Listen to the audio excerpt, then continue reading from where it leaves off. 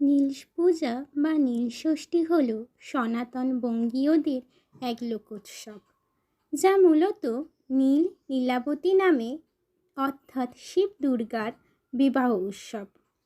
বাঙালি গৃহিণীরা নিজের সন্তান এর মঙ্গল কামনায় নিরোগ সুস্থ জীবন কামনা করে নীলষষ্ঠী ব্রত পালন করে। সাধারণত চৈত্র সংক্রান্তির চড়ক উৎসবের আগের দিন নীল পূজা অনুষ্ঠিত হয়ে থাকে।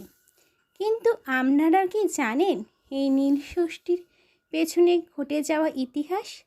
জানতে হলে নবদিগন্তের সাথে যুক্ত থাকুন। নীল বা নীলকণ্ঠ মহাদেব শিবের অপর নাম। সেই নীল বা শিবের সাথে নীলচণ্ডিকা বা নীলাবতী পরমেশ্বরীর বিয়ে উপলক্ষে লৌকিক আচার অনুষ্ঠান সংঘটিত হয়। কাহিনী অনুসারে দক্ষযজ্ঞে দেহত্যাগের পর শিবচায়া সতী পুনরায় সুন্দরী কন্যারূপে নীলধ্বজ রাজার বিল্বরণে আবির্ভূত হন। রাজা তাকে নিজ কন্যারূপে লালন পালন করে শিবের সাথে বিয়ে দেন। বাসর ঘরে লীলাবতী শিবকে মোহিত করেন এবং পরে মক্ষিপার রূপ ধরে ফুলের সঙ্গে জলে নিক্ষিপ্ত হয়ে মৃত্যুবরণ করেন। রাজা রানীও শোকে প্রাণ বিসর্জন দেন। নীল পূজা শিব ও নীলাবতীরই বিবাহ অনুষ্ঠানের স্মারক। নীলষষ্ঠীর সাথে জড়িয়ে আছে আরও একটি লোককথা।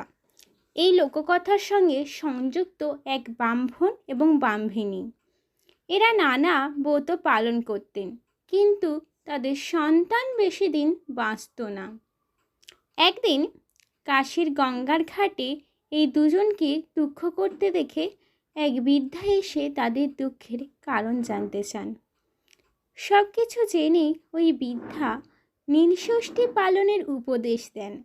তিনি বলেন, সমস্ত চৈত্র মাস সন্ন্যাস পালন করে শিব পূজা করে সংক্রান্তির আগের দিন উপবাসের পর সন্ধে নাগাদ নীলাবতীর পুজোর শেষে নীলকণ্ঠ শিবের ঘরে বাতি জেলে মা ষষ্ঠীকে প্রণাম করে জল খেতে।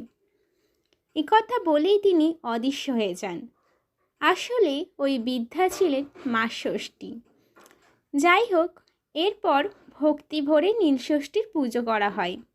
এই কথা অনুসারে বলা হয়, সেই থেকেই সন্তানের দীর্ঘ জীবন কামনায় নীলষষ্ঠীর পুজো করার রীতি প্রচলিত হয়। এরকম নতুন নতুন তথ্য আরও জানতে নবদিগন্তের সঙ্গে যুক্ত থাকুন এবং এই পৌরাণিক কাহিনীটি আপনাদের কেমন লাগলো অবশ্যই কমেন্টের মাধ্যমে জানান। আর ভালো লাগলে লাইক, শেয়ার ও সাবস্ক্রাইব করতে ভুলবেন না। সবাইকে শুভ নীলষষ্ঠী।